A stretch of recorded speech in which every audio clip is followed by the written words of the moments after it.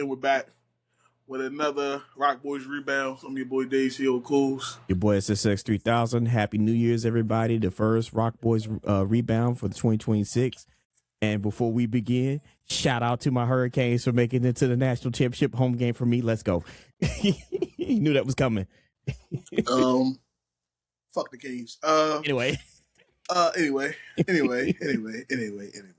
But yeah, like you said, Happy New Year to all the people out there. This is our first show of the year. Sorry we ain't go live. Shit happens. But yeah, we're back. We're gonna give you an episode this week. It was my fault because we were supposed to go live yesterday, but it took 3 hours to get my hair done, and I was in so much pain. I'm in pain from last night and pain this morning. It's all kind of pain. I got one good hand. Yeah, so we're gonna give you all a nice show.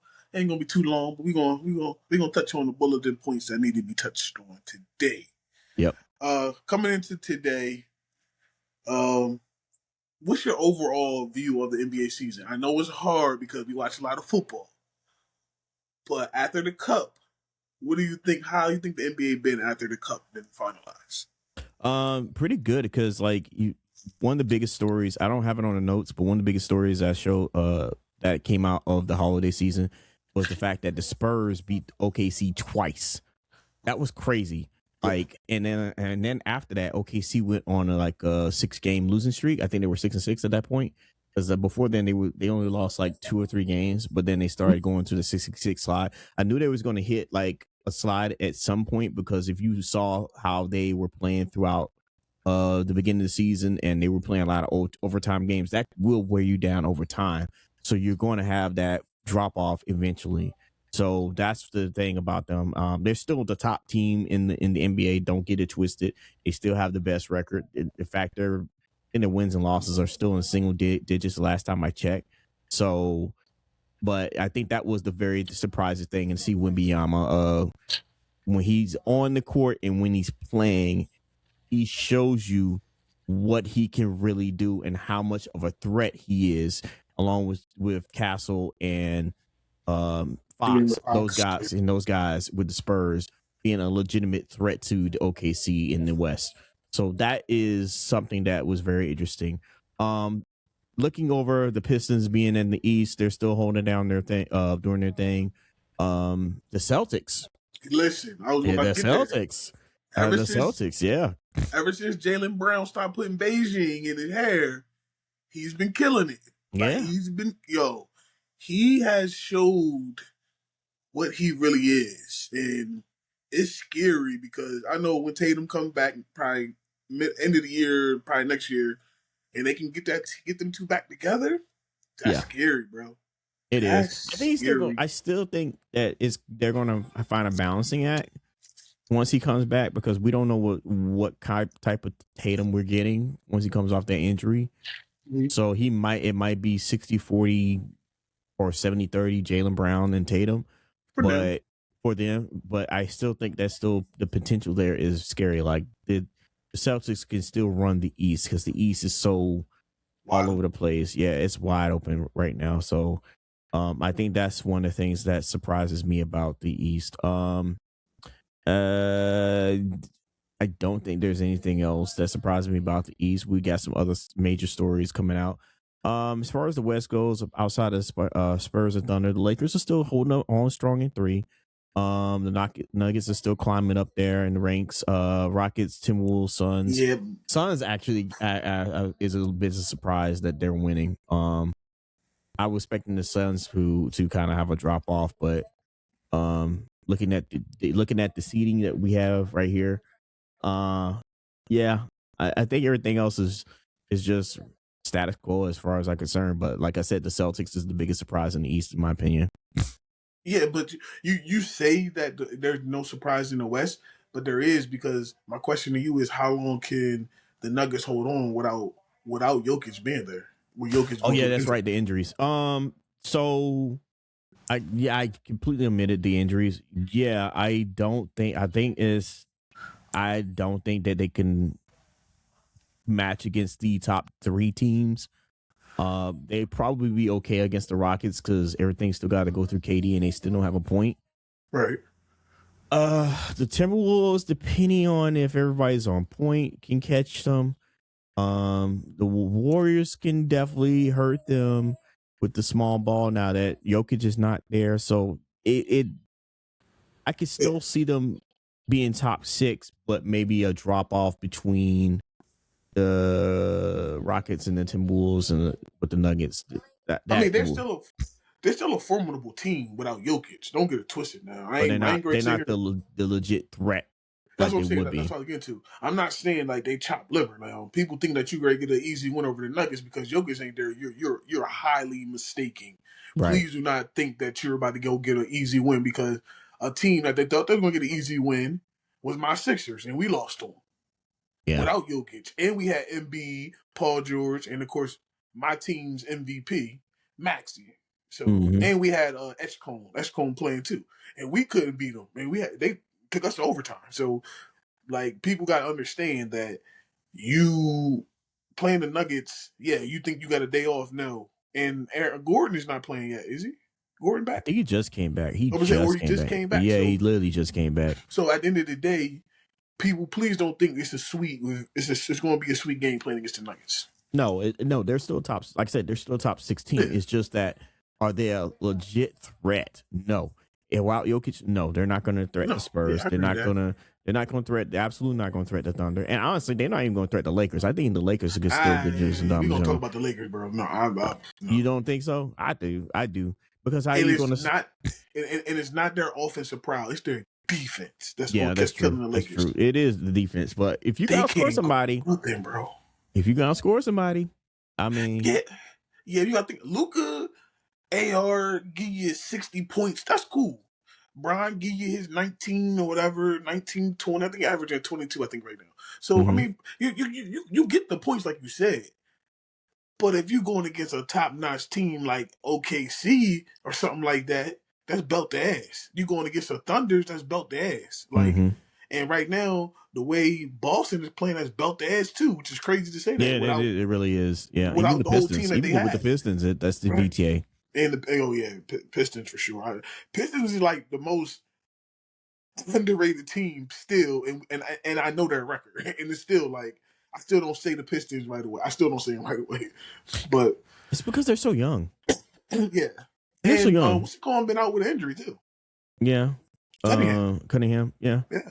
And they still doing good shit. Yeah. They're so young, and we need to see more out of the Pistons, I think, honestly, compared to like your Knicks. That's another team we talk about neither. Knicks. Yeah, your Celtics. I mean, even the Heat at some point. Could probably get a game off of them. I think they did get a game off of them. I think I did. I think I did. Yeah, we did get a game off of them. So that's the thing. I think that's the problem with Detroit. That's why we don't see them as a legitimate threat compared to like the Knicks. We know who the Knicks are. The Knicks is fully loaded. They got a new coach. They can make a deep run. We know who the Celtics are. They have Jalen Brown. They can make a deep run. But when it comes to Detroit, we're just like, well, they're young. We respect their record. We respect their record, but how are they going to do it in a 7-game series? Right, and that's the question. Yeah. Let's talk about it, man. The elephant in the room. Trae Young got traded. Yeah. So before we was going to record these notes, it was originally rumored that Trae Young was working with Atlanta Hawks to work out a trade. Then last night the trade happened.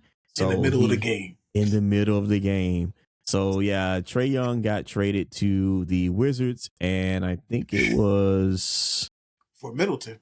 Yeah, it was for Middleton. CJ McCollum. I'm sorry, CJ McCollum. Yeah, CJ McCollum, and I think it was somebody else, too. I can't remember who it was. Yeah, but that was the main two pieces. Oh, shoot. I got my old notes, yeah. But like 3K said, that's the main two pieces with CJ McCollum and Trae Young. Now, CJ McCollum is on the last year of his contract. Trae Young is trying to get extended.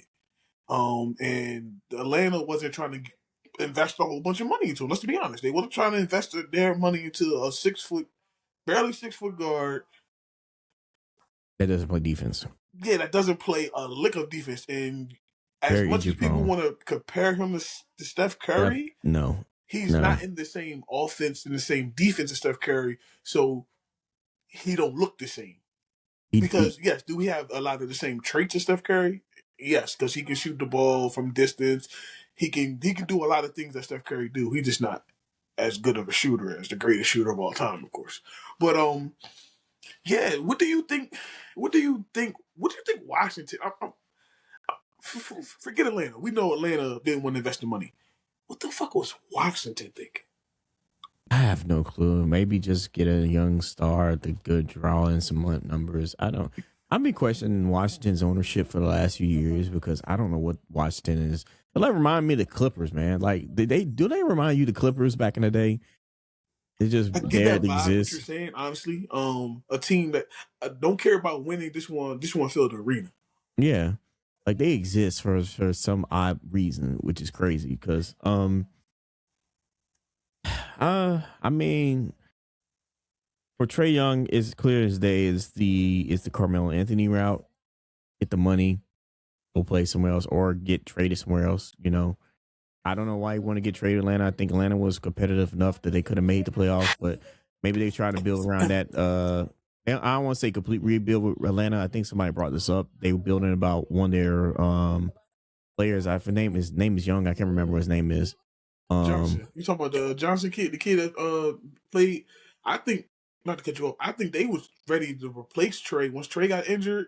Yeah, and a young boy stepped up, and he's been averaging like what? He averaged a triple double last month, if I'm mistaken. And they knew they was done with Trae. Like yeah, there was. Yeah, I mean, Trae has like if you look at Trae, he doesn't put on weight. He gets injured a lot. He doesn't play defense. He's not even Diet Coke version of Steph Curry. He's just there. Like he's just there. Like he had one good season and he's just been there ever since. You think that was still one of the worst trades ever on draft night? Yeah. Luka for Trae. Yeah.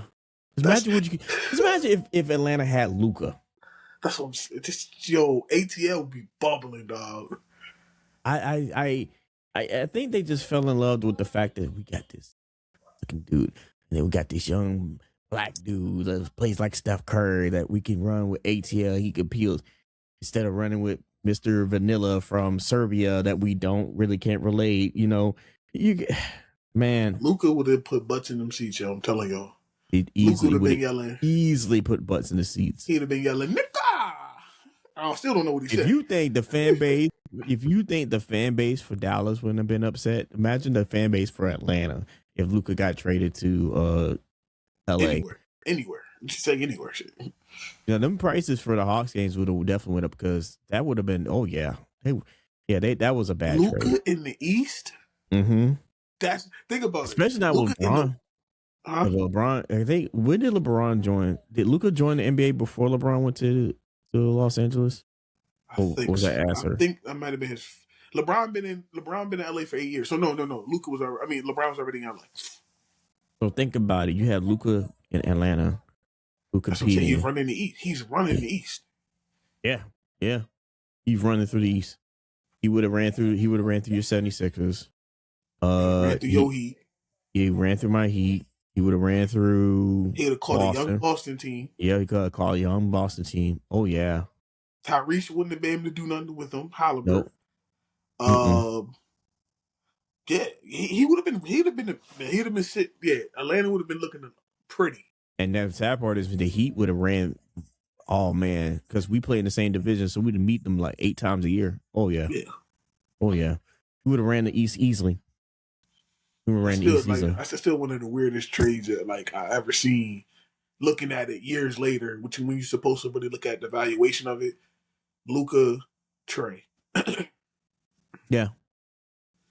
I just don't get it. But speaking of, I know this is not on notes, but speaking of another trade that's possibly getting ready to happen, LaMelo Ball. They actually benched him right tonight before we even started. Yeah, that was announced today. They're going to bench him. I don't know where he's going to go. That's what I'm about to say. No idea. I mean, gotta fit the cat, of course. Yeah, I mean, to be fair, Charlotte ain't doing nothing.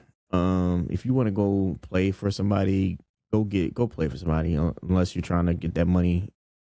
He already signed his contract. He signed his contract. Yeah, he wants to. I don't know where were they send him?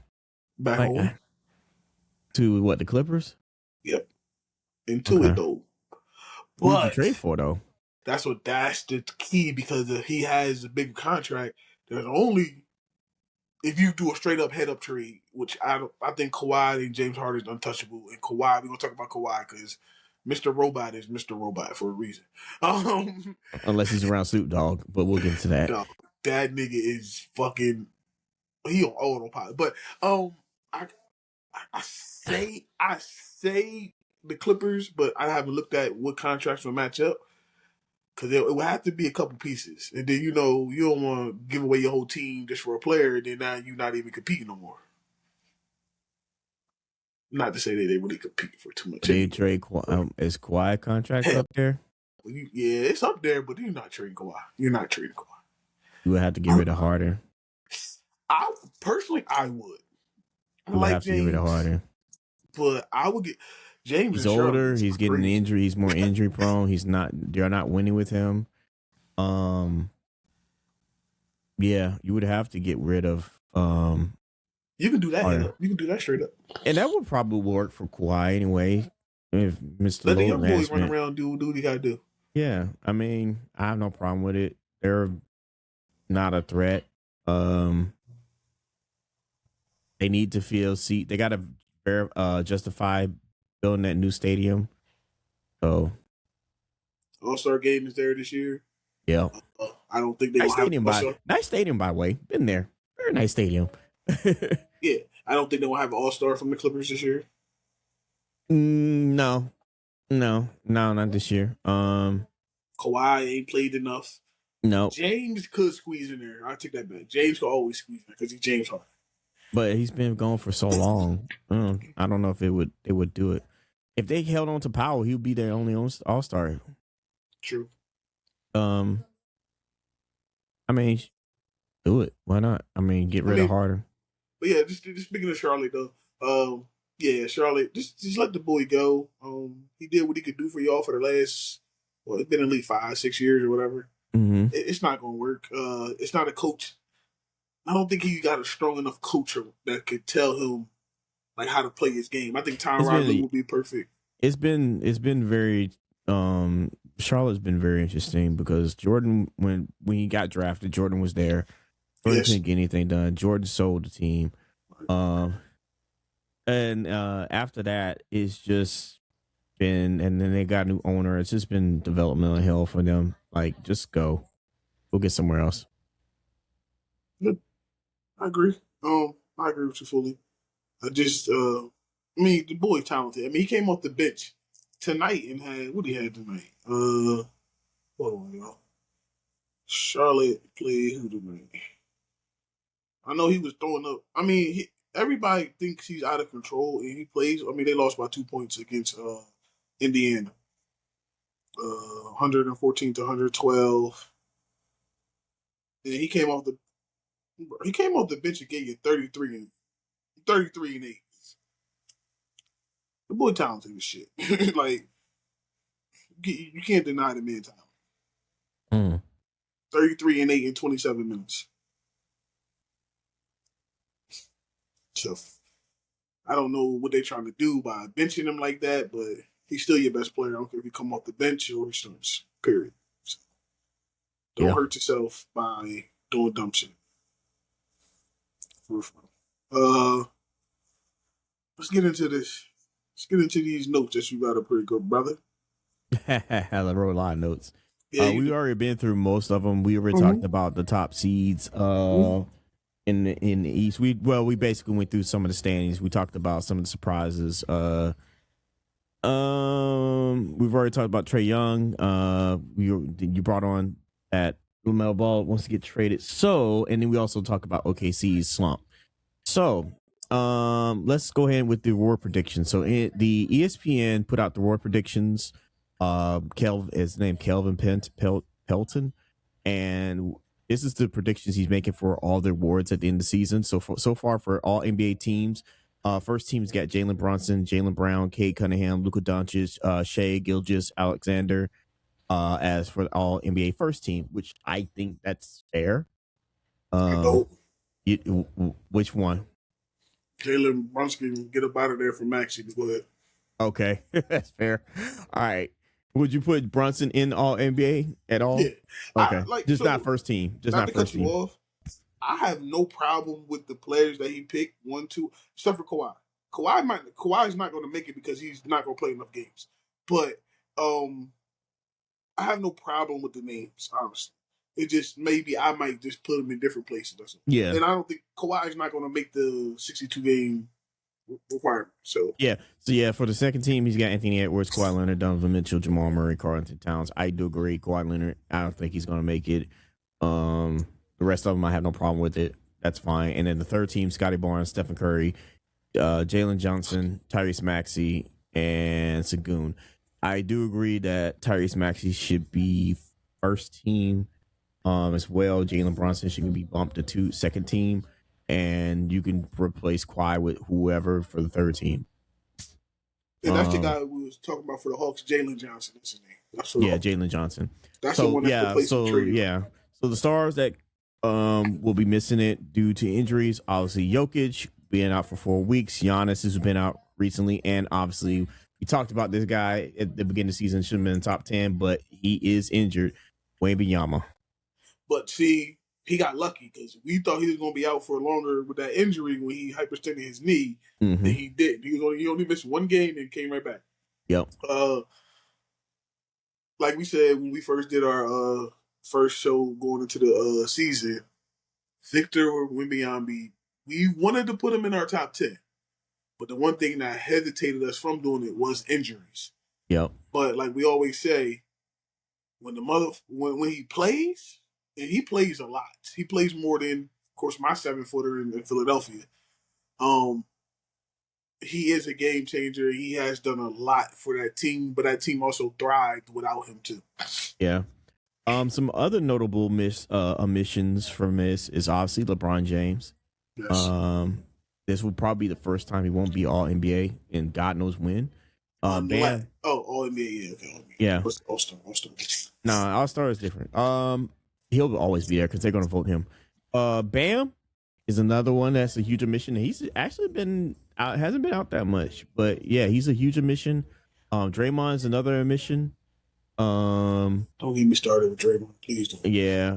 I don't know why they put Evan Mobley, but yeah, he was another omission, I guess. I don't know.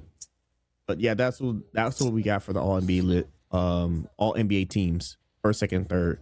Now, for the MVP, again, Shea is projected to win. He's projecting Shea to win. Luka is the only challenger, and the key factor is also Jokic knee injury. So, hold on, I got a question for you. So, if you was to add a third person, who would you add? Luka. I have no problem with them saying Shea's the favorite to repeat. I'm not arguing that. Technically, I think if Luka, if like I did like you finish the statement because the next one, the key factor is Joker injury, knee injury, just going to stop him. It'd probably be Wembanyama. I'd probably add him. So your three would have been Shea, Luka, and Wembanyama, and then Joker. If Joker wasn't hurt, it would be Wembanyama would be the fourth, and since Joker been hurt, Wembanyama right there. So I will fight this because I would say, look at Joker's numbers. I would say Joker should be the favorite, then Shea, then Luka. Yeah. He's like I said, he's got Shea with it. I don't have a problem with it because like I don't either. I mean they're the top three, obviously. But with Joker's injury, Wembanyama would probably be slotted in for his spot. I don't know who else I could put in there. I kind of want to root for Anthony Edwards, but goddamn. I agree with you. It's just a lot. It just he does shit to fuck himself up. Yeah. And then it's a lot of self-inflicted wounds that he does to himself. Yeah, he does. Then we got the nominations for Rookie of the Year. He's saying that Cooper Flag is the favorite. Other top rookies, I can't pronounce that guy's name. Kupanel, Derek Quinn, And I put this one in because I don't know why they missed this VJ Cone. I'm sorry.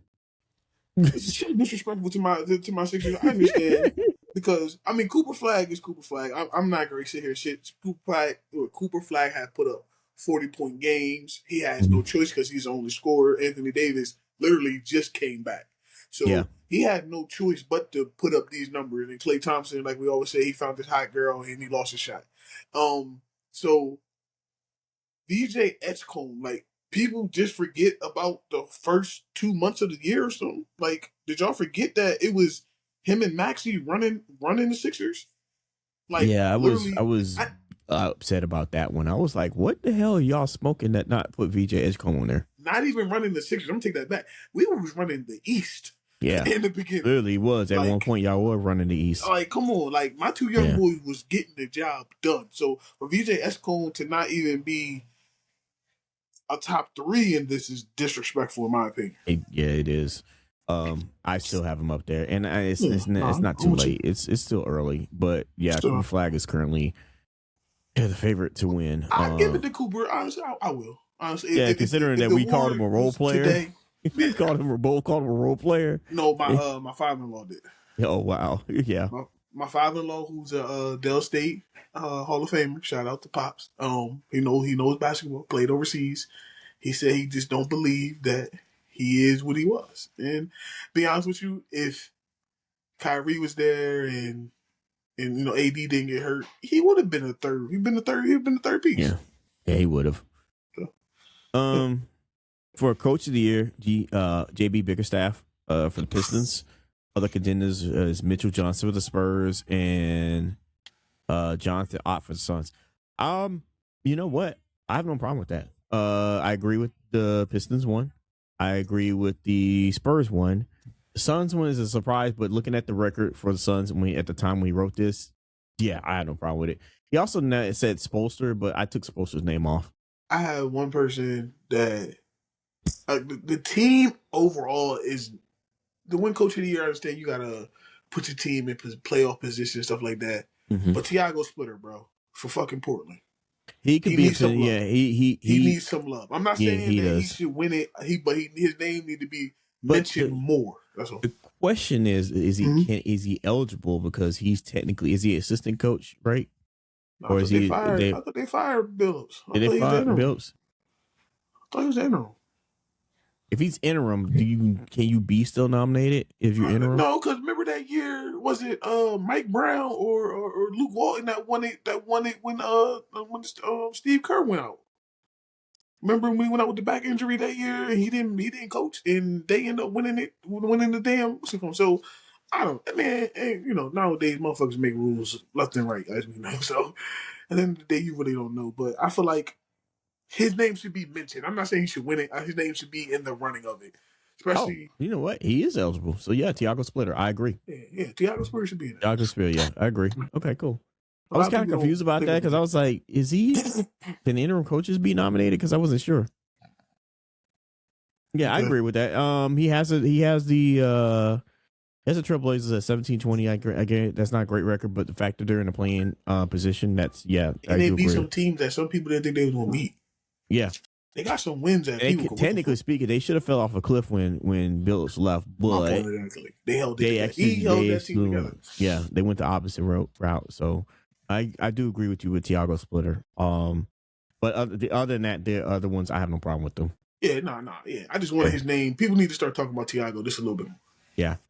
So most improved player, list favorite is Denis. Don't ask me this name. Denis. Deny. I say deny. Deny. Okay, we're going to deny his name today. And other players mentioned Jalen Johnson from Atlanta Hawks and Jalen Duran and Keontae George. I have one name. What's that? People going to hate me for this. Dylan Brooks. Dylan Brooks. What is Dylan Brooks known for? Defense and getting on people's nerves. Yeah, a professional pest. Yes. Now, if you look what he's done since he's been in Phoenix, he's been scoring more. His game is starting to look like a game, not just a one side of the floor. He's actually showing you I'm not saying he should win. I'm saying his name should be in bench. That's all. See, Okay. Yeah. Dylan Brooks has been shooting more and showing more of an offensive game. Yeah. That's And all. I mean, if you're on the Suns and what's his name is still out or whoever. And at one point, Devin Booker was out. He had to do what he had to do. I was actually not even referring to Booker. I was referring to the guy that just got traded to the Suns. Oh, Jalen Green. Yeah. Yeah, Jalen Green was out. That's what was out. Yeah. One of them, at one point, he was Dylan Brooks was the fucking first or second option on the team. Yeah. And he was living up to it. So I just, like I said, I'm not saying he should win. I'm saying he should just get more consideration. That's all. Okay. Yeah, that's fair. Yeah, but he didn't have him on his list. I don't know why he didn't. Sixth man of the year, Jaime struggle with this guy's name. Jaime Javier Jr. Thank you. Other candidates, Nickel Alexander Walker, Anthony Black, Nas Reed, Reed Shepard, and that is for sixth man of the year. All right, listen, Nas Reed always gonna get nominated for this award for some reason. I just don't understand it. They just love throwing him in there. Nas Reed, bro, you ain't no, you don't belong in this motherfucking for this award. I'm sorry. I don't know who I should put in there. I'm cool with who they have as the favorite, but Nas Reed, bro, they just throw your name in there just for shits and giggles. I think they do. I have no problem with none of the players here. As long as the favorite continues to stay healthy for the Heat, especially when we just got back Tyler Hero. So yeah, I have no problem with that. Only now, we're getting back to halfway to the season. Now, this is a full season award. Now, don't be surprised if my boy that plays for the Knicks, what's Crawford? Not Crawford. What's his name? Fuck, he just came from Utah. I answer my light skinned boy with braids. Clarkson can get into this. Yes, he can. He can get into this because the Knicks, with them actually using their players off the bench, unlike Thibodeau, Mike Brown uses his players. I can see him slowly starting to get integrated more and more. And once he learned how to play with Cat a little bit better, or if Cat gets traded, because that's still out there, then I think he'll find his niche, and then we'll see Jordan Clarkson really come into his own in the Knicks uniform like they was expecting when they made the trade. Yeah. Yeah. And I agree. Like I said, I don't have no problem. We'll see what happens. This is like I said, these are all just midseason wars. Yeah, pretty much midseason. Yeah, there's still a lot of basketball to be played. So, and it's only like one person's opinion, so take it with a grain of salt. Yeah. I just had to close out my Outlook notes because they were old compared to the ones I sent to you. They were more recent. Right. There's not much difference. We already talked about the trade to the Wizards. I was talking about the OKC struggling, but I did make a note that they did win that game last night against Utah. When your boy Reese said something about, hey, they want to win this game, and I turned it. Huh? We missed the award. Which one? Defensive Player of the Year. Oh yeah, my bad. You're right. I'm sorry. You're right. I did miss it. Chet Holmgren is the favorite. Other contenders: Wembanyama, Bam Adebayo. Kind of surprising with Chet. I guess because of Wembanyama's health, but the only thing that can get Wembanyama to me out of that is if Wembanyama don't make the 65 game threshold. Chet Holmgren, don't get it wrong, a good defensive player, especially in his system that he's in OKC. But I just believe if Victor make the 62 games, Victor's going to win it. Yeah. And don't forget about Sengun. What's his name? Sengun.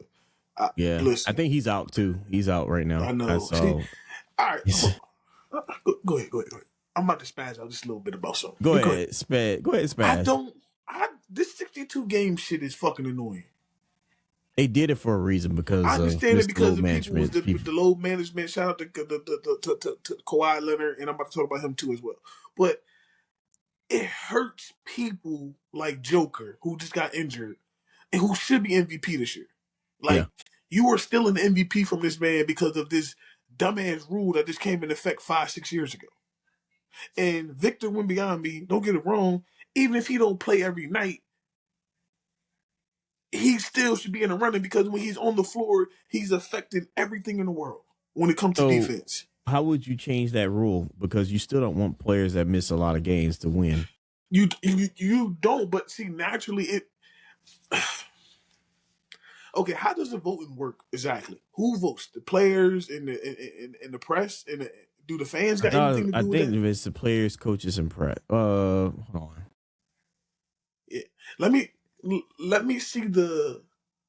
Let me hear the way the voting is done, and then I can give you a little bit more better. First of all, if the fans got anything to do with voting for MVP, Defensive Player of the Year, the shit is rigged. Then I don't want to hear that. The fans should only have. Okay, so all of it's voted by media members. Okay, well, this is bullshit because they're fans. So let me say how the fuck it should be.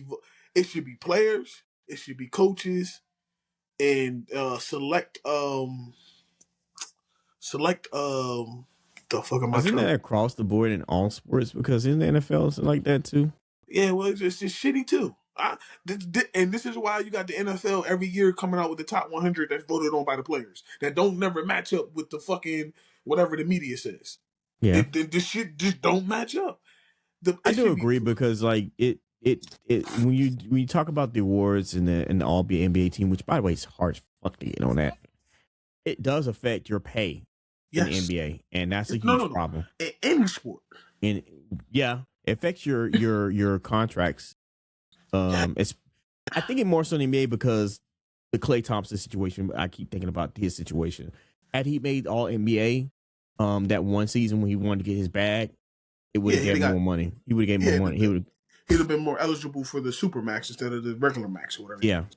But like I said, the reason why I say it affects you in all sports is because if you're a fucking all pro football player, you're gonna get the max money. If you're a fucking in baseball, whatever their team, like no matter what, everybody wants to be. But my thing is, I feel like when it comes to voting for these awards, why not the players that they're going against? Why not the coaches? Why not the coaches and the players? And the execs. Yeah, that's what I couldn't think of. Coaches, players, and execs. They the ones should be voting for the awards. I would do 50-50. I would do the sport. I would have like some sports writers, but the other 50 would be everybody else. Or if you do it like that, 60-40 or something like that, some number where it's mostly players. Yeah, see, I don't want the media involved. Let me tell you this right now. Because media comes up with they develop a certain image of a player. So think about this. Draymond Green. Everybody think he's somewhat of a bully. He's a tactic type of person. Yeah. They might not look at how he really plays the game. But you also got to remember, former players are also part of media, like Reggie Miller, like Kevin Durant. I mean, not Kevin Durant. Kevin Garnett, Charles Barkley, Shaquille O'Neal. Those guys. Yeah. So if you can have them truly be a part of it, then I'm with you. But I'm saying I'm talking about like the people. Stephen A. Yeah. Like somebody might not really like Stephen A. So if you ain't give me the interview that I wanted, I don't vote for you. So would you? Because I don't want to completely like take them off the board. But if you would to do it, I would probably do a 60-30. And if you do like 30 for the media, if it's 100 people, if it's a consistent 100 panel, give former players that good percentage of that 30, and then the rest will go to like your traditional sports writers, because you don't want to completely cut them off. You don't want to completely cut them off because they're also helping the sport technically. So yeah, they're helping the sport grow with the giving it exposure and stuff like that. So I'm not saying, I just don't like how it's so emphasized when the media has so much pull on all pros and shit. Like, no, fuck Stephen A. ass shit. Man, no, that's okay. I mean, that's if you look at it, that's 3K. Me, CEO say fuck the media when it comes to voting for this shit. Players and goddamn execs. I guess coaches. the way I see it is like if you ever think about movies, got movie critics, Mhm. people actually look at that stuff. So I get what you're saying. I don't want to completely cut him off because you still need him. I will definitely reduce the role to a specific amount and make it difficult for them to Y'all vote. had an All-Star For game. the vote. I Nah, don't because need that needs to be just for the fans. That needs to be remain the fans. that should Yeah. be media. If it was me, if David Coles ran the goddamn NBA, it would be media and fans. Y'all got the All-Star game. That's what I'm saying. The fans, I will leave the fans for the All-Star game. No. So let me finish. So like I said, I will have to say media and fans. Y'all got the All-Star game, and then execs, players, and what did I say? Exec players and coaches. Y'all take care of the all the awards and the All Pros. Like You that's know what it's I gonna would be, but you know what the problem, the only slight problem with that, you're gonna have somebody like who can be like super salty against another player, and they might have vote for that mofo. But majority game will recognize game. Yeah, they do. Most players give it up to another player. Like even if you really don't like the motherfucker, if that motherfucker go out there, he giving you 30 a night. Okay, example: Tyrese Maxey is busting Trae Young ass every night, 30 a night, 30 a night. Mm-hmm. Bro, how much you don't like him, you gotta respect it. Like he's Yeah, I busting agree. your ass. I really do. And most players do that, and this is why I think we would get the true awards that players deserve. It's like the year when Embiid won MVP. He shouldn't have won MVP that year. He should have won it the year before. And Joker should have won it the year he won it. Like this shit just don't make sense. I don't want the makeup trophy, as they say. Don't give me the makeup trophy. Give it to me the actual year I'm supposed to win. Mm-hmm. Speaking of Kawhi Leonard. One reason why I say I felt like the LA Clippers would not trade him, and he showed this in this last 7 games that he played. The motherfucker is averaging, I don't want to exaggerate, was it 35 a game? Yeah, it 35, was 7 and 6? It was.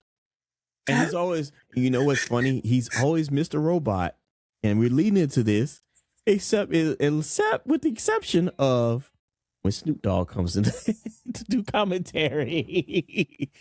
So, speaking of Kawhi and commentary, Snoop Dogg was a special guest analyst on NBA on NBC. How do you feel about his performance? Okay, listen, I didn't know this because that was Tuesday, right? Monday. Tuesday was the Heat against the It was Monday? Yeah, oh yeah, you're right. Monday. It was Monday because I watched wrestling. I watched wrestling, then I turned it on. Okay, cool. I watched it after Monday Night Raw. Shout out to the RocBoys Wrestling Podcast. We did a live watch along. Yeah, it was Monday. So I turned it on once wrestling went off, and I'm just sitting there just watching it, and then you just hear Snoop. I'm like, they got the listen. I love it. Snoop always been entertaining. We talked about this off stream, me and you. We talked about how he did the Roy Jones Mike Tyson fight. That shit was fucking hilarious. He made that fight more funny than what it was. When he did the Olympics, Snoop looked like the biggest kid in the world. He just did the halftime show of the NFL Christmas game. He did his own bowl. That man caught he got his own bowl. Did you see that where he caught the ball in the end zone? Yeah, lost his own That's bowl. What I'm saying.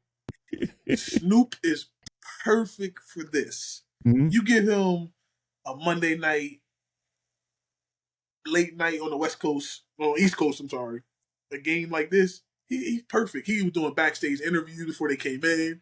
Him and he ran into Steph Curry. He was talking shit to Steph. Like Snoop is perfect for this, yo. Yeah, I love that. I love that interview. He was first thing he said, Steph, what it do, baby? I was like, let's go. And then he talk about Steve Kerr getting thrown out. He said that Arizona Wildcat came out of him. That's what I'm saying. Like, we need more of that. Yeah, and it wasn't all laughs. Even though it was lots of laughs. When he came into the second, because he did the second half. The first half he was inside the truck, but the second half, he was actually on the court next to Reggie Miller. He had Reggie Miller laughing about the cookies and cream joint. That was funny. They loved his They loved what he came out with, talking about the different plays that the coaches were trying to emphasize during the game, which was really it did impress me. I'm pretty sure they gave him notes, but the fact that the way he was saying, I was like, oh, okay, turn it on. So he, like I said, when he can be funny, but when it's time to turn on and talk about the game, he can do it too, and it's very entertaining. And Mr. Roboto, Mr. Load Management, actually had a personality when Snoop was on. So yes, I enjoyed it. I've been a huge fan of Snoop doing commentary. Please bring him back. And I hate. I'm gonna say this: NFL, y'all better be taking notes. Yeah, and shout out to them for being smart enough not to have him the full game either, because some people can get tired of Snoop because they don't really know Snoop like that. So to just have him for the second half of the game was perfect, like spot on. It was doing one like of the smart sideline commentary before and after. Like I enjoyed everything. Yeah. He's a color commentator at the end of the day. That's what he is. He's a color commentator for the NBA. Yeah, and I love it. Just like tonight, I didn't watch the regular broadcasting of the Miami game. I watched the Pat McAfee. Oh, Pat McAfee is fun. That Pat McAfee is so fun. I like that version of the game better. Yeah, it's fun. They standing in the end zone and they talking shit. So when Snoop is there, Snoop is political, but he still know how to throw enough wittiness in there to make it entertaining and fun. Yeah. But if y'all want to see it, I did link it in the notes. So when you put it on when you put it on YouTube, you can just I like those links. But go watch them. They're funny. They're hilarious. They're great. It's on Peacock. Yeah, it's on Peacock. Or They're promoting it. They're promoting it. I love it. So that was excellent. I liked it. Before we roll into the WNBA, is there anything else on the notes that you were that caught your interest? No, but I do want to talk about my team just a little bit. Okay. My 76ers. My dear to my heart, my Sixers. We've been playing a lot. Joel Embiid, I've been hearing a lot of shit about my boy not playing with socks. I don't give a fuck if he don't play with socks. I forgot about that. What was up with that? I don't care. I don't care if he go out there and play with no socks. Mike Tyson fought fights with no socks, and y'all didn't say shit about him. So leave a grown man that came from Africa who played basketball with no shoes all the way up until he was the age of 13 years old. If he won't go back to his roots, let him go. God damn it. Leave him alone. He's playing basketball. I'm happy. He's giving me 25 points a night right now. He's actually getting into a groove. You gotta give him his official name, because he has an official name on his channel. Big motherfucker. Big motherfucker. Sound like Obafemi, big motherfucker. Yeah, that big motherfucker. And honestly, though, all jokes aside, though, that big motherfucker, if y'all want to talk about him not wearing no socks, who cares, bro? That's his. Let him do him. At the end of the day, he wanted to show off his Skechers sneakers. He signed with Skechers, so what the fuck? At the end of the day, ain't nobody buying a goddamn sneaker any goddamn way. They're shipping them all to Africa, so who cares? Yeah, I didn't have much to do on that. My Heat team, they're sitting at 8.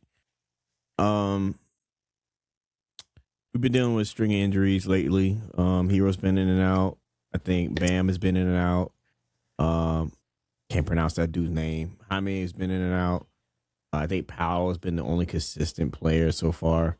But that's fine. Like, this team is like I said, they're not built on stars. They're just built to get to the playoffs, and that's it. Would you make a trade for LaMelo Ball? No. Okay. No. No. I think we would probably want to go get Giannis. Who? They probably want to go get Giannis. They've been trying to get Giannis for the longest. Giannis for Bam? I think I got to give up Bam. Yeah. I don't want to, but yeah.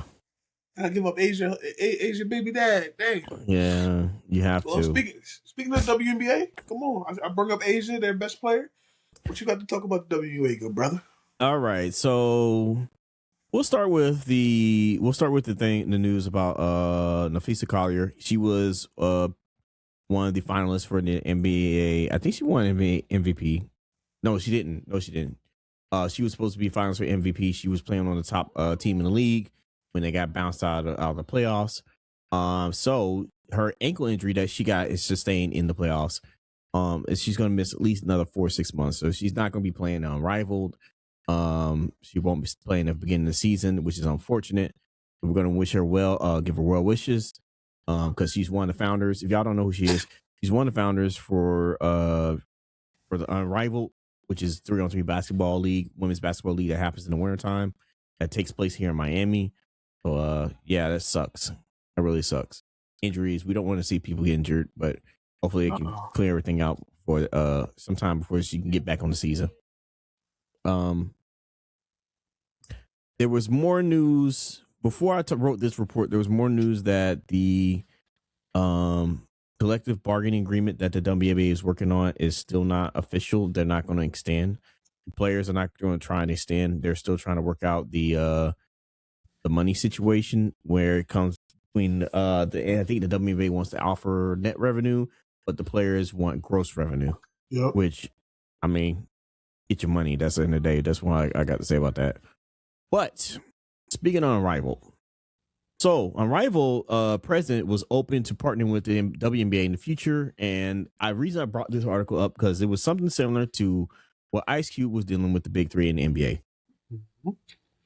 So he said that the president said that he was open to a future partnership with the WNBA, but it's not active talks. I think when they first pitched it to the WNBA, they said that it was there was an issue with conflict of interest and league violations. I don't know what they said specifically, but it has something to do with they consider it a competitor. I found this one kind of interesting because Ice Cube did a similar thing with the Big Three, and he was saying for a while that the NBA was targeting players to keep them from going to the Big Three. He thought that originally that the players were banned. That wasn't the case because technically Jalen Brown was the only player that came out to support the Big Three. So, considering that the NBA has 42% ownership of the WNBA, let me clarify, 42, they still own the WNBA. What do you think about this situation with Unrivaled, Big Three, and NBA and WNBA? So I'm gonna just talk with the rival in the WNBA. I know the league goes on at both leagues go on at separate times in the year. Yes. Actually, some of the girls use it to get in shape to get ready for the WNBA season. Yes. It's literally once it ends, WNBA starts. So if I'm the NBA, WNBA, you partner with it. You help promote it. One, it's another paycheck for the girls. Let's throw it out there. Yes. So so you don't lose a lot of your women going overseas to go play because for the longest, that's what the women would do. They would play the WNBA season. They would go over to Greece, China, anywhere else and collect the bag. And some of you went to fucking Russia and play. So if you can cut the women from leaving stateside and they can literally play basketball all year long here in the States, I mean, you would like them just to play for the WNBA and that's all, but in the livelihood of that, they don't make enough money currently, so they can't do that. A lot of them subsidize their income by playing in the rival league. I watched a little bit of the rival league. It's actually a good competitive basketball. It's not like some 3-point shootout. It's nothing like that. These girls are really playing, and it's actually bringing more exposure to the game. So why not partner with them and let's all flow together? I don't know what the women should truly do when it comes to marketing to the business, marketing WNBA better. It's all about selling a product to the fans, and this is where stuff gets shaky. You had the potential of a Magic versus Bird when it comes to Reese and when it comes Caitlin. to Caitlin and Angel Reese. And then you got the girl in Detroit. I mean, not in Detroit. You got the girl in Dallas. What's her name? That came from UConn. I I know what you're talking about. Her. Emma. We talking Yeah, about. I don't her. want to disrespect her. I don't want her. And then we got Juju coming in the next year. Not this year coming up, but the following year. And most likely she's going to an expansion team. So you have, and don't get it wrong, I'm not disrespecting because you still got Asia Wilson out there in Las Vegas that's still one of the top players, and you still got Stewie, you still got certain people. But I'm saying to build this league up, you have pillars. That's what I'm trying to get to. You have pillars that you can start intertwining and start making stuff happen. And you have to get these women marketing these women. Listen, I'm gonna be blunt. We don't have a lot of Brittany Grinders no more in the WNBA. We have some good looking women now, bro. Like, I'm just being honest. We don't have Joanna Mans running around like that, bro. Like, I'm just being real, bro. And you should sell it because in the men's game, I know my sister growing up, she was Allen Iverson fan. Why? Because they put him out there. Oh my God, he got the braids, he got the tattoos. My sister was in love with Allen Iverson. If you Yeah, could do the same thing with the female to a male trait, it's going to sell. It's going to yeah, sell at the end of the day. That's what I'm trying to get down to. It's going to sell, and they need to market these people, women better. Then the women can get better money on the court and off the court from endorsements and stuff like that. There's plenty of products these women should be. I'm not saying put them in lingerie and have them butt naked on the basketball court. I'm not saying no crazy shit like yeah. Don't do the I'm not lingerie saying football degrade the league. women. No, no, no. Don't do Because don't do the lingerie football league. yeah, we're not. No, no. I'm not saying don't No, disrespect the women. we were respecting them for their skills and their Yes, ability to play basketball. I do agree that they should do it because first of all, the WNBA season is not very long. It's pretty much the entire summer, and that's it. don't let it be Olympic year. It's just feel like it's chopped in half. Yeah. That's one. Two, the like I said, Arrival keeps them stateside, and then on top of that, when they go overseas, some of those commitments they require them to stay longer, and then there's a whole conflict of interest between that and the WNBA teams. So, how is it that you don't support this little 3-on-3 showcase league? Something that you could do that the NBA did not do with the big three, but that you may consider a conflict of interest, and you might say a competitor. I think that's crazy.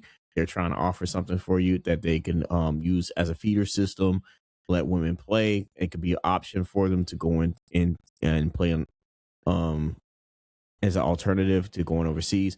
And they don't just play 3-on-3. I think that what's unique about it is the 3-on-3 court is smaller. I think the game is faster paced. They also do 1v1s if I remember correctly. I think they do 1v1s showcase. So it's a bit like it is a competitive, but there's also a little bit of showcasing with it. So that makes it more interesting and can expand the game a bit further and give more exposure for the women. So why would you not do that? I don't understand. But again, let me remind y'all that the NBA owns 42% of the WNBA. So are we really surprised considering that the big three, and I hate picking on the NBA so much about this, the big three, they pitched this similar idea because he wanted players. His thing with Ice Cube was he wanted to see players who no longer play in the NBA still be able to play basketball at a high level, and he created a 3-on-3 league, which is perfect for players like Michael Beasley, who just killed it this summer playing on the 3-on-3. You know what I'm saying? He's the MVP of the big three. So hopefully they could work something out, tie it into the new CBA, buy the league, or partner with the minimum. Just do something with it because it makes no sense. Because when you look at the WNBA statistics, there are first round picks that sometimes don't even make it out the first year of the contract. No.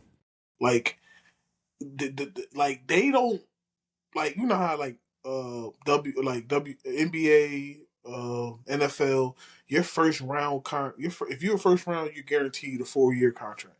In the WNBA, you gotta be top 10 to be guaranteed a contract. Like, And who's gonna be top 10 outside of Caitlin Clark? no, I'm talking about like top 10 in the draft. That's what I'm trying to say. Oh, Like in top 10. the Yeah, draft. I'm exactly. talking Who's about in gonna be the top draft. 10 besides the first top 10? Yeah. Hmm. Like after that, you are literally fighting for your life in WNBA, bro. Like Yeah. that shit worse than I know worse is not a word, but I know that's just worse than the major league, the minor leagues, the fucking G League. That shit is like you're literally fighting for. And then once you get cut, what do? You gotta go overseas. You gotta go There's nothing overseas. Yeah. here. There's Yeah. nothing here that can Except sustain you. Except Unrival. yeah, Unrival. but you gotta wait till the season is over. Yeah. So So you gotta make it through that, then make it to go to Unrival or go overseas. yeah. And like I said, them women overseas, they are playing in Russia and crazy places. It's not all China. Like most men can go to China Europe. and be good. Yeah. When you're talking about playing places where women are not even treated like second class citizens, yeah, that's a problem. It's a problem. So hopefully they can figure something out. Hopefully they can get that agreement with the CBA fix, and hopefully they reconsider and make an investment in that 3-on-3 league, which does start sometime this month. I don't remember specifically, but it is starting very soon. Which is leading to my final conversation. The reason why I picked this topic to end the show is because my brother actually brought this up during the holiday season, and he was talking about how he would fix the WNBA, because we always talk about fixing the WNBA a lot.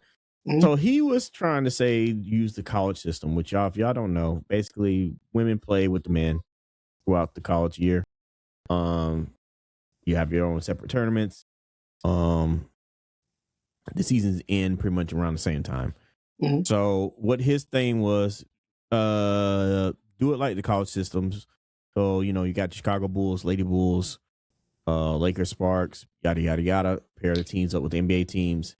Make them double headers where if you get buy a ticket all day thing. I know you was going to shake your head on this.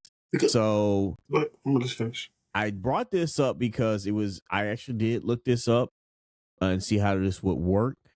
A reason that now I do have a reason why I disagree, and I'm going to get into it in a second. But there were some pros and cons in this. The pros were stronger infrastructure, marketing and target audience, because it is technically true. If you do partner them together and you get double headers, you get a basketball all day. So like if you go play like you do back in high school, if you go watch a game, you would get the men's and the women's at the same time. You're not really missing out on that. So that is true. Talent development ecosystem, that is also true, because you could also remember we talk about Unrivaled. They can tie that in, have a G League, all that stuff. The cons of it: independent identity, which they're struggling to get that right now. Ownership market and constraints will be a huge problem. Competitive balance and resource gaps, and also scheduling and operations frictions. So the reason why I said this would not work when I looked at it and just read it overall, is half of the teams in the NBA also operate at double as NHL teams. Now, if you remember, LA ran 4 teams in one building: Clippers, the Lakers, the Kings, and the Sparks.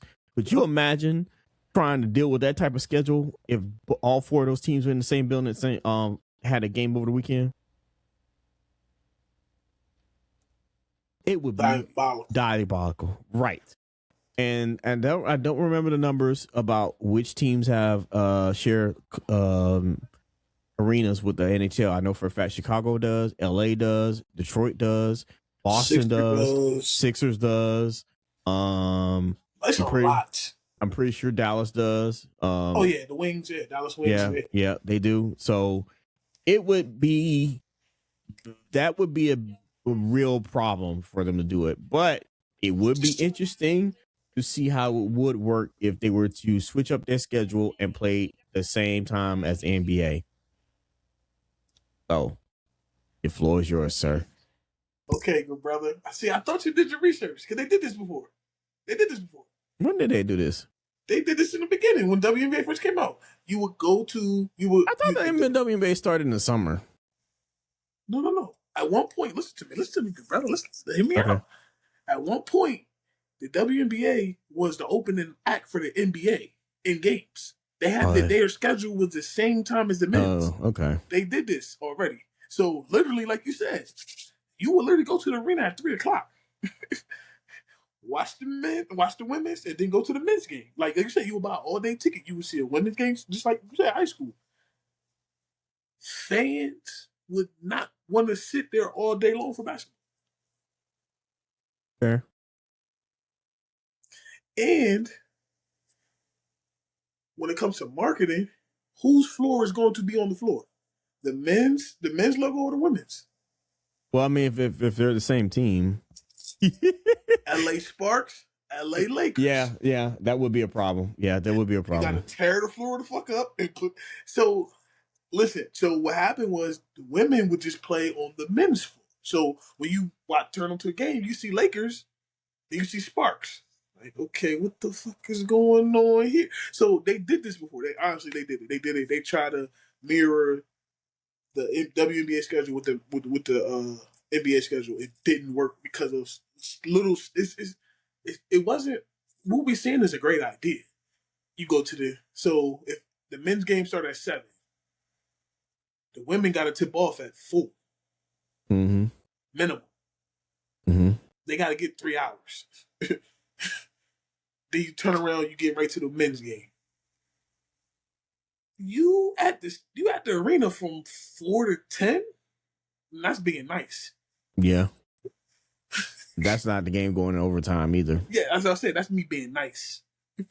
So that's where they ran into problems. To where when they first did this, it seemed good on paper. They rolled it out for, I think they did it for a year. I think one season, and then they just stopped it. Like, this shit was just too much.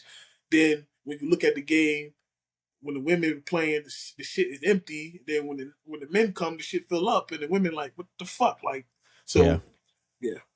But I can say now, with the exposure of a lot of these women and a lot of stuff they do, like off the court, it could bring something to it. But it's a lot of other logistical nightmares that you have to do. I think the biggest problem is logistics. Like, I think it could be done, but I think logistics is a problem, and it comes down to the fact, like, if you're one of those teams that do have an NHL team, oh Lord. Well, so what happened is everybody would have to sit down and really work the schedules out completely. Of, you got this night, we got this night, you got, like, it would have to be something like that, honestly. Either that or move them damn NHL teams out. Nah, most of, like you said, but most of the owners own both of the damn. Yeah, franchises. I think Lakers own the Kings. I know the Sixers owns the Flyers. So. MSG definitely owns the Rangers. Chicago owns their team. So that's how Dallas own their team. Yeah. So that's how they keep everything in the house. It was like, everything's in one arena. I'm good. I ain't got to build another arena. I ain't got to worry about nothing. It's bad enough I got 2 practice facilities, but I can deal with that. But I'm not going to build a whole nother arena. So. Yeah, I mean, nothing wrong with having a whole nother arena. I'm looking at you, Florida Panthers. I'm looking at you. Anaheim. Honestly, like I said, I want the girls' game, because what I'm about to get into, like, even with my niece, she's playing middle school ball. When I tell her to watch basketball, I'm not telling her to watch the NBA. I'm telling her to watch the WNBA, because that's how you're supposed to play basketball. Yeah. Like, the girls' game is what you teach your person, whoever you involved with, to, like, learn how to play basketball or understand the game of basketball. It's WNBA game. Men is more athletic in skills and shit like that. But I also think that's kind of funny when we look at the WNBA and we always talk about promoting the women and stuff like that. I find it ironic that the college game builds these stars, literally builds these stars, gives a layup to the WNBA, and the WNBA just goes fumbles it every single time.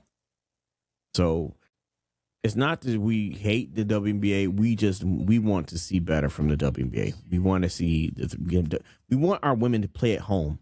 That's what we want to see. They should be, because I ain't gonna front. I've said this before. Back in the day when we watched the Olympics, just as much as we were checking out the men, we were checking out the women too. And them women games were legit. Them games is legit. Even when this past Olympics, these women games are legit. They don't F around. ain't no these motherfuckers ain't going away. No, they putting away expeditiously. Nah, you right.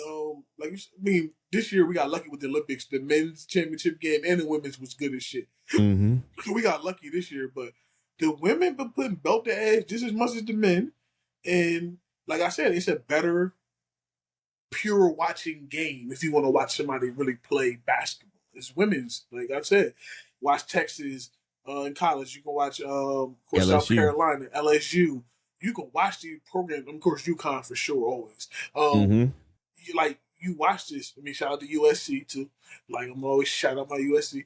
But yeah, like you can always just watch how the game is played the proper way.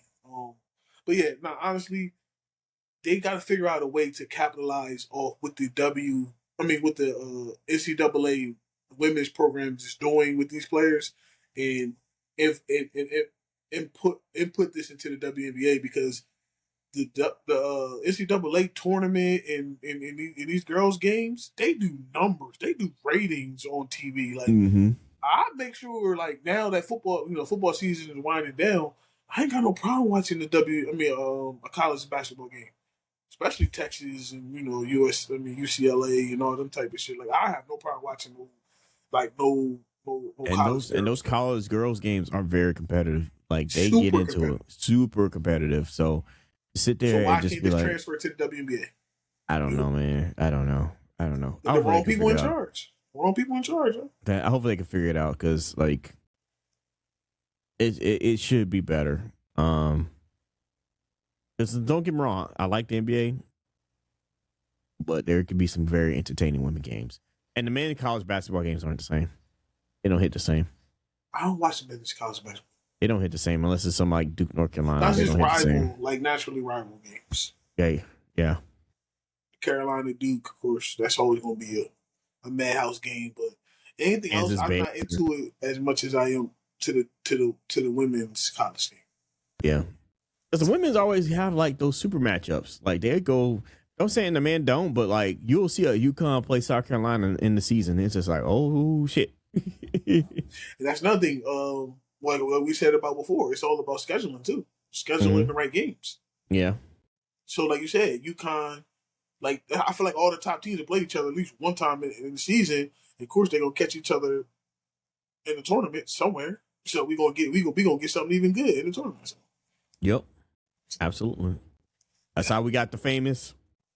You can't see me. You can't see me with the ring me. I can't do a ring me right now because I got one good hand. I got one good shoulder. But I thought it was an interesting talk because my brother talked about it. He stood on business when he said it, so I wrote it up and I actually did the numbers and listen, my AI broke it down to tears and everything. I was sitting there like, the fuck? Right. It was very interesting. I was like, because we were talking about the NBA unrivaled situation, WNBA unrivaled situation. I was like, let me lean into this one where we talk about the college system and how they'll incorporate with basketball. But yeah, I thought it was very interesting. So I'm glad we got a chance to talk about it today. Definitely got to get a girl some love. They deserve it. They do. And I will always cover the WNBA when it comes to their system because they are technically part of the NBA's family. So I mean, what I'm about to say is, what a lot of people don't know is NBA players subsidize their pay so women can get paid. Yep, they do. Like, people don't realize that. They do. It's like a piece of their salary is going to the women. So yep, they do. They do. That's how much money the NBA brings in. Imagine if the NBA didn't do that. How much money they would really make. Yes. Right. So that tells you right there that even that's why I love when the men do support the WNBA. I mean, not just because Angel Reese or not Angel Reese. What the fuck is her name? Angel Wilson and Bam is together, but he really supports it. I mean, you will see Kyrie Irving at the game. You will see certain players that goes to these women's game to support them, and they know that like they want that game to thrive. Like for the women, you can tell. Like a lot of the players are involved, and I'm pretty sure the players would love to own a few teams here and there too, because I think maybe a few of them do. So for sure, that would be dope too. That would be dope as hell. Yeah. But yeah, good topic. I love talking about the NBA. I love some of the topics we brought up. It's not just about numbers here. We also talk about life NBA. We even get some funny moments with Snoop Dogg. We talk about Uncle Snoop, bro. That's a classic right there.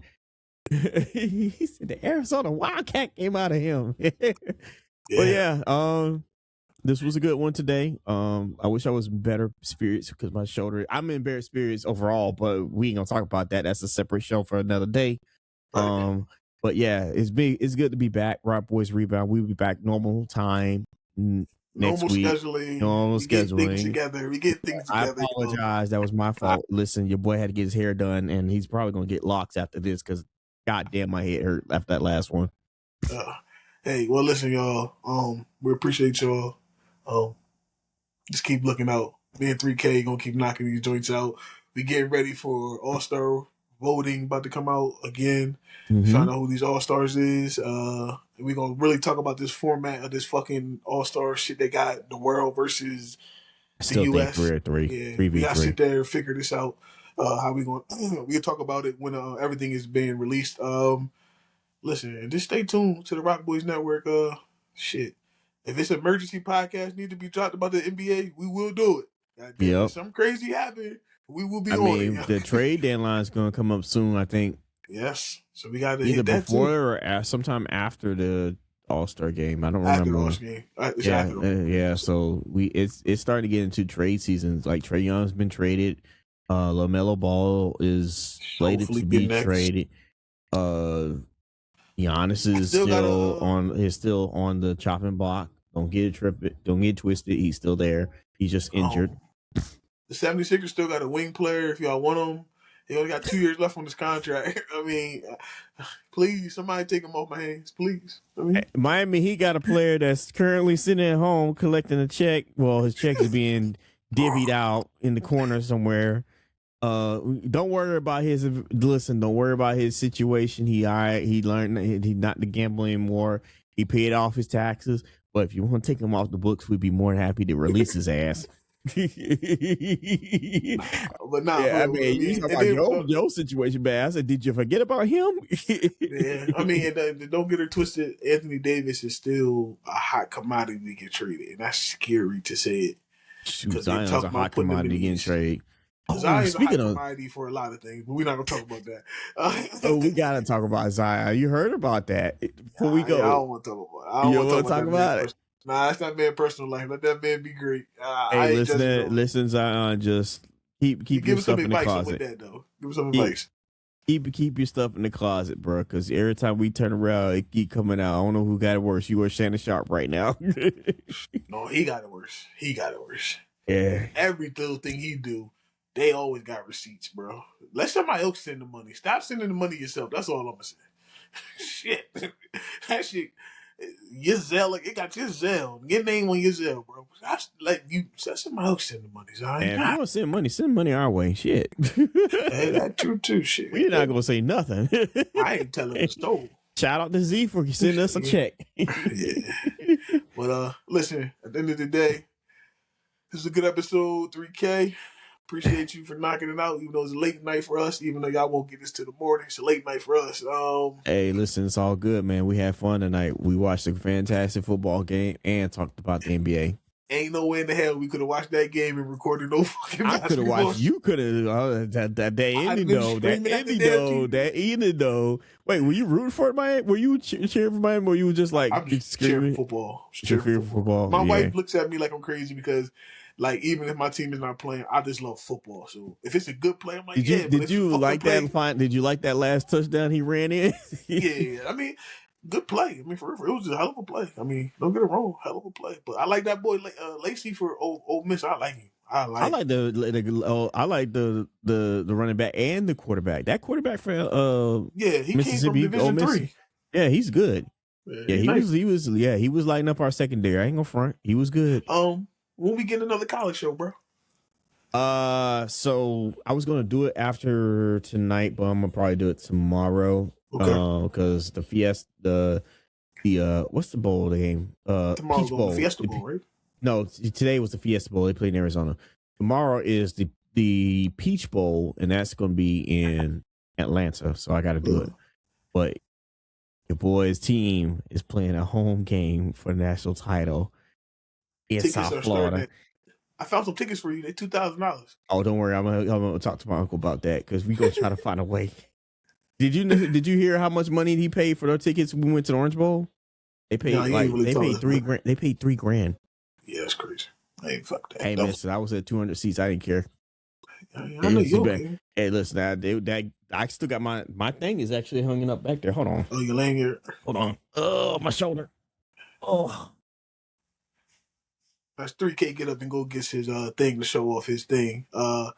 Y'all stay tuned to everything we doing on the RocBoys Network. We rocking shit out. We rocking this shit out. Yeah, you gotta have that on for your show. Because people don't know, it actually started getting cold here in Miami. So, as a nice little token, they gave us our seat. That's dope. Yeah, that was actually the coolest thing I ever got from the Orange Bowl. Like I said, everything else was cool about the Orange Bowl except the game. The game wasn't all that great, but it was nice. You gotta have that on during the show though, bro. When you do your show, you gotta have that on. Yeah, I will. I definitely will. And I'll be definitely playing my theme song. So we're gonna be talking about it. I gotta get old boy back. I gotta see if he gonna join because I really need him to come on for this one. Yeah. Well, listen, with that being said, I'm your boy Dave C.O. Coles. Your boy is the 63000. You can always check the podcast every Wednesday. Always enjoy the NBA season. The games are always on NBC, ESPN, ABC. Make sure you check your local listings. Peacock. Prime. Don't forget Prime. Oh, yes, and Prime. Yeah, right. Check your local listings. Like I said, upcoming scheduled games. The NBA All-Star games are going to be announced very soon. The trade deadline is coming soon, so we'll be hitting up on the second half. And we'll still be looking out for all these trades, man. This is crazy. This is a good season. It's definitely crazy. And we'll holler at y'all next week. See you next week. Later. Bye.